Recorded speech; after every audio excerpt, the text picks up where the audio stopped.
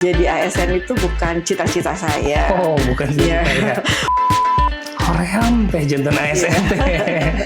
Nah, sekarang ini malah menjadi idaman semuanya ya kayak gitu. Rupanya ada sesuatu di dalamnya Bu ya. Gaji sih nyantai-nyantai aja, tapi tambahan-tambahan yang lainnya.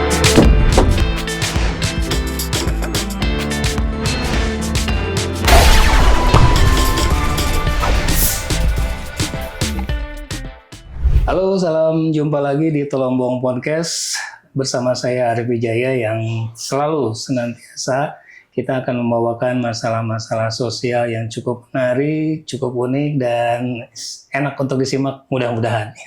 Dan semoga saja informasi yang akan tersaji nanti dapat menginspirasi dan mengedukasi semuanya. Apa edukasinya Anda sendiri yang akan mencerna di dalamnya. Nah, kali ini saya sudah bersama seorang narasumber, tetapi sebelumnya follow dulu ya, kemudian subscribe dulu, kemudian nyalakan loncengnya, kemudian komen-komen dan segala itulah pokoknya agar kita tetap bersemangat untuk menyelenggarakan Telombong Podcast ini. Baik, sudah bersama saya kali ini ada Ibu Mita. Iya, ya.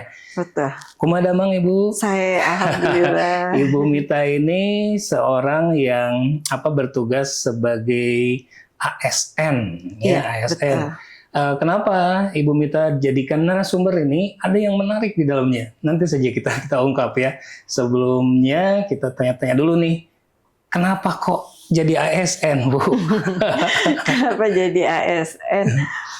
Sebetulnya jadi ASN itu bukan cita-cita saya. Oh, bukan cita-cita ya. Bukan keinginan saya sama sekali, karena orang tua saya bukan ASN gitu. Jadi saya tertarik dengan apa yang orang tua saya lakukan gitu. Tapi orang tua saya ingin anaknya ada yang jadi ASN dan alhamdulillahnya adik-adik saya nggak ada yang mau gitu. Sehingga akhirnya saya mencoba tes berkali-kali dan alhamdulillah masuk gitu. Mungkin akhirnya rezekinya di situ. Jadi sekarang ini kalau tadi saya sempat cerita waktu zaman saya selepas kuliah hoream teh jantan ASN teh. Nah, sekarang ini malah menjadi idaman semuanya ya. Betul. Kayak gitu. Rupanya ada sesuatu di dalamnya Bu ya. Oke, pertama kali menjadi ASN, apakah Ibu langsung terjun di bidang ini? Di bidang apa sekarang? Perlindungan perempuan dan anak. Perlindungan, apakah langsung terjun di sana? Tidak. Jadi awal masuk saya dulu ke bagian perkotaan. Bagian perkotaan itu yang mengurus administrasi kota. Di dalamnya ada salah satunya ngurusin Sister City. Nah, di situ kemudian ada agraria, bidang keagrariaan, di mana di bidang keagrariaan ini kami menjadi sekretaris pengadaan tanah untuk pemerintah di atas 2 hektar.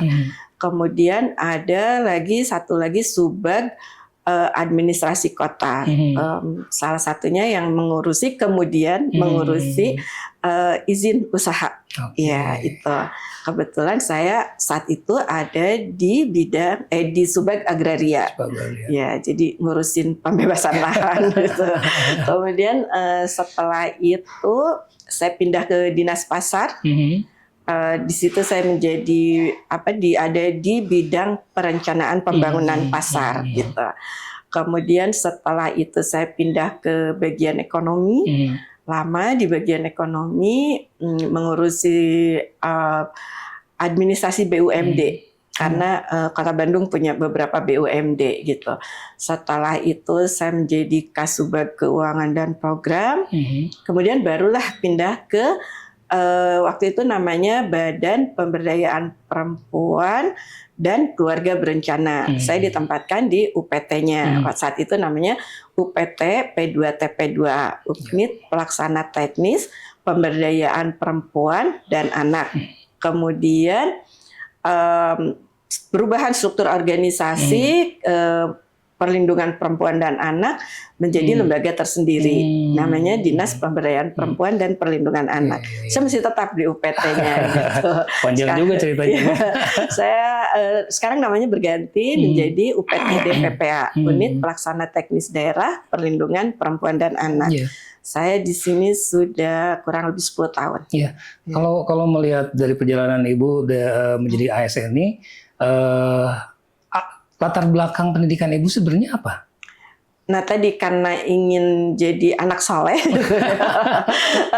akhirnya saya masuk ke administrasi negara. Awalnya saya masuk di STBA bahasa Prancis, tapi kemudian rasanya sulit ya bahasa Prancis untuk menjadi ASN. Akhirnya saya masuk ke administrasi negara. Setelah itu S2-nya manajemen sumber daya manusia. Oke, jadi ribet juga ya. Banyak juga cabang-cabangnya menjadi ASN ini ya.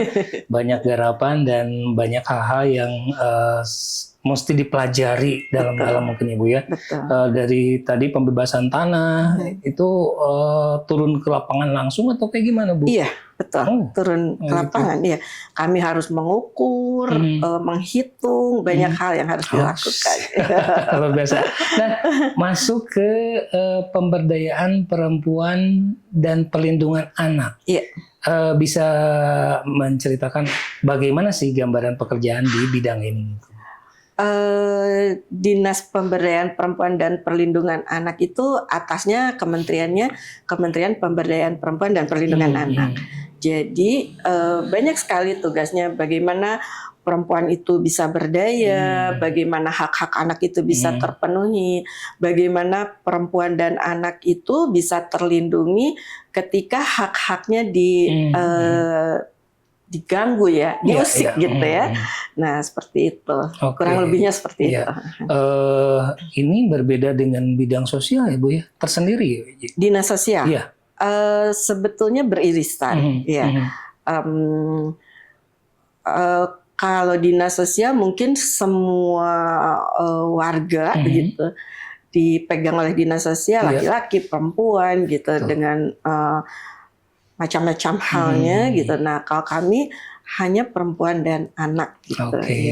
Nah, sebelum kita mendalami pemberdayaan perempuan dan pelindungan anak, saya masih ingin menggali nih, kenapa sekarang ini ASN menjadi idaman nih Bu nih? apa sebabnya sih? Nah, kayak gitu. Mungkin kalau dibilang dari pendapatan, ternyata kemarin angkatan tahun 2000 ada yang keluar karena beliau sudah menjadi pengusaha, gajinya kecil gitu ketika masuk menjadi ASN. Gaji saya cuma segini gitu. Nah, kemudian mencoba untuk bertahan, tapi ternyata tetap tidak bisa bertahan gitu. Kemudian apa yang kemudian anak-anak sekarang suka? Saya juga kurang tahu ya. Tapi kalau dilihat dari gaji dan pendapatan lain-lain jauh dibandingkan saya dulu. Saya dulu waktu menjadi CPNS itu 80% itu hanya 180 satu bulan, untuk ongkos pun itu tidak cukup. Tapi gitu tahun ya. berapa itu kan Bu? Tahun 98. Tapi tetap kan nilainya sama kan, ongkos kan, ukurannya ongkos gitu. Untuk ongkos ke kantor pun tidak cukup gitu. Saya masih tetap mengandalkan dari orang tua gitu. Kemudian kalau sekarang kan selain ada gaji pokok, ada tunjangan kinerja, ada banyak lain-lainnya gitu. Nah, itu dan kemudian peluang-peluang untuk mendapatkan beasiswa, kemudian betul. Untuk jenjang karir pun sekarang kan lebih menjanjikan barangkali. Kalau dulu kan yang menjadi cita-cita seseorang itu kan ingin menjadi pejabat gitu ya. Nah kalau sekarang kan dengan adanya ASN itu harus menjadi fungsional, ternyata pendapatannya jauh lebih besar ketika menjadi pejabat publik seperti itu. Pejabat struktural. Jadi gaji sih nyantai-nyantai aja, tapi tambahan-tambahan yang lainnya mungkin ya Bu ya. Iya. Gitu. Menarik. Jadi saya sempat menyesal juga Bu. Dulu kalau dulu aduh malas banget lah jadi ASN, pegawai negeri waktu itu. Betul. Ya. Tapi sekarang melihat seperti itu, jadi nyesel nih tidak jadi ASN, tapi nggak apa-apa, kita ada di Tolombong Podcast ini, penyambung. Nah, untuk pemberdayaan perempuan dan pelindungan anak, sempat kita ngobrol-ngobrol, ternyata banyak sekali hal-hal yang menjadi edukasi ke masyarakat. Sebelum mengungkapkan beberapa hal, kembali pemberdayaan anak ini. Perempuan ini, berdaya perempuan seperti apa yang diharapkan berdaya perempuan itu? Kalau untuk jadi di dinas kami ini ada 4 bidang. Ada bidang pemenuhan hak anak, ada bidang keluarga, ada yang terkait tentang perempuan, kemudian ada perlindungan perempuan dan anak. Itu saya kurang paham pekerjaan sesungguhnya dari mereka gitu. Tapi yang pasti saya di UPTD PPA, tugas kami yaitu memberikan pendampingan pada perempuan dan anak yang menjadi korban tindak kekerasan. Tindak kekerasan. Ya. Nah, kemudian perempuan berdaya versi kami di UPTD PPA itu adalah perempuan yang bisa melindungi dirinya sendiri. Ya, sehingga ketika ada orang yang merendahkan dia, menjatuhkan dia, jahil ke dia bisa melindungi dirinya gitu. Oh, begitu. Nah, tentu banyak hal gitu untuk jadi berdaya itu gitu. Jadi bukan berdaya misalkan dari sisi ekonomi menjadi pebisnis atau keuangan, bukan seperti itu ya Bu ya. Bukan hanya itu salah satu bagiannya ya. Tapi juga bagaimana perlindungan ataupun bagaimana perempuan ini menjadi kuat secara pribadinya. Nah, ini mulai menarik nih Bu. Bahkan Ibu sendiri tadi mengatakan banyak kasusnya kayak gitu. Kasus seperti apa sih yang terjadi di pemberdayaan perempuan dan pelindungan anak ini? Iya, kasus-kasus yang datang ke kami, yang melapor ke kami itu macam-macam. Kalau perempuan umumnya KDRT gitu ya. Kemudian kalau anak-anak mereka banyak yang mendapatkan bully, kemudian ada yang mendapat pelecehan seksual seperti itu, di antaranya seperti itu. Gitu. Jadi bisa lebih jelasnya lagi Bu, misalkan contoh satu kasus yang pernah Ibu hadapi ataupun pernah Ibu tangani secara langsung, seperti apa nih? Misal ada seorang perempuan datang ke kantor nangis-nangis gitu ya, karena disakiti oleh suaminya, baik secara verbal maupun secara fisik gitu, atau secara psikis. Nah itu kami lakukan pendampingan. Mereka kami dampingi sesuai kebutuhannya. Misal ibu tadi, dia dipukuli oleh suaminya gitu, kemudian tidak dinafkahi, lalu datang, Bu, saya mendapat kekerasan dari suami saya dan saya ingin bercerai gitu. Lalu saya sampaikan pada ibu ini bahwa lembaga kami bukan lembaga perceraian, di mana tugas kami salah satunya melakukan mediasi. Tentu setelah kami lakukan asesmen apa yang terjadi dari versi ibu gitu, kami pelajari, kami lakukan bedah kasus. Mungkin kalau di polisi gelar perkara namanya gitu. Kami lakukan hal tersebut setelah kita dapat apa sih yang menjadi sumber, kemudian kami sampaikan pada ibunya bahwa kami akan mengundang suaminya. Kemudian kita undang suaminya, kita dengarkan dari versi suaminya seperti apa gitu. Nah nanti kita coba untuk lakukan mediasi. Kami coba lakukan mediasi sehingga mereka bisa menjadi rukun kembali gitu. Tidak, kadang-kadang hal seperti itu dipicu oleh hal sepele. Sudah dipukuli, sudah dimarah-marahi, hanya karena ibu ini ingin punya suami itu laki-laki yang menurut dia laki-laki itu harus bisa bermain musik, bisa bernyanyi, bisa membetulkan genteng bocor, bisa membetulkan wastafel rusak gitu. Kemudian ada setiap saat ketika ibunya butuh gitu. Sementara suami ini beliau pekerjaannya penyanyi di klub malam. Waktu itu masih seperti itu. Nah, tidak ada waktu untuk melakukan itu karena siangnya harus tidur mungkin gitu. Nah, sehingga terjadilah perselisihan di antara mereka. Padahal kan sebetulnya hal sepele gitu kan. Nah, kita mediasi, kita lakukan pendampingan sampai akhirnya mereka bisa bersatu kembali gitu. Itu contoh yang perempuan. Kemudian kalau anak, misal anak dibully gitu. Pernah ada satu kasus, pernah viral juga kasusnya. Kasus yang viral itu seringkali tidak seperti apa yang kita lihat. Gitu.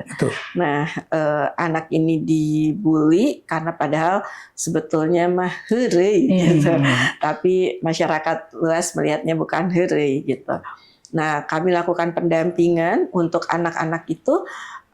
Saya selalu minta pada teman-teman kalau anak-anak, karena kami di UPT punya konselor, kami minta pada teman-teman kalau anak-anak itu harus satu paket dengan orang tua. Jangan anaknya diperbaiki, orang tuanya tidak berubah gitu kan, akan sia-sia gitu. Alhamdulillah anak yang kami dampingi ini waktu itu kelas 3 SMP akhirnya bisa masuk ke SMA favorit dan baik, nilainya baik, perilakunya baik, gitu, alhamdulillah. Kemudian ada perubahan perilaku juga dari orang tua seperti itu. Baik, ini kasus yang ibaratnya masih dalam tahap-tahap ya biasa-biasa saja lah.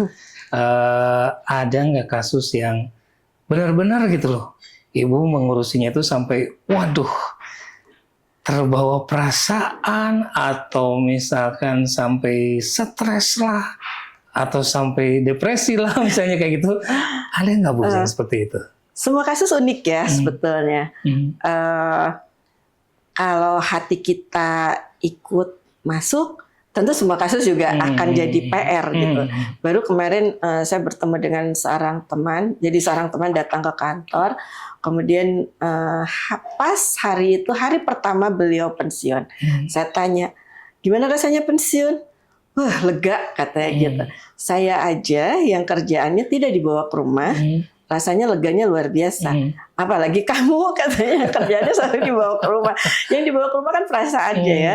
Ketika tadi ada anak yang dibully itu, tadi saya sampaikan kan sederhana seperti itu ya. Padahal kan di dalamnya penuh, tidak sesederhana itu gitu ya. Bagaimana kondisi anak itu. Jadi ketika saya melihat anak itu, kebetulan saya punya keponakan yang seumuran, jadi hati kan terbawa otomatis gitu. Aduh, kalau keponakan saya yang seperti ini gitu, otomatis kan sampai di rumah, udah banyak deh nasihat-nasihat buat keponakan gitu. Jadi semua kasus unik dan semuanya juga masuk ke hati gitu dan menjadi PR tersendiri gitu, terutama anak-anak yang mendapat pelecehan seksual, anak-anak yang anak punya anak gitu, pada akhirnya anak punya anak gitu. Iya, kan usia anak, kemudian ada yang menyetubuhi gitu. Otomatis kan, misalkan dia hamil, otomatis kan dia akan punya anak gitu.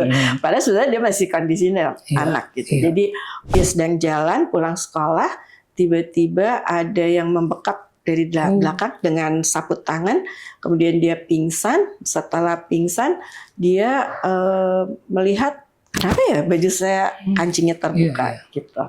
Bagaimana nih awareness masyarakat terhadap hal-hal yang kayak gini? Dan apakah ini bisa disebut kasus kejahatan atau misalkan sosial saja?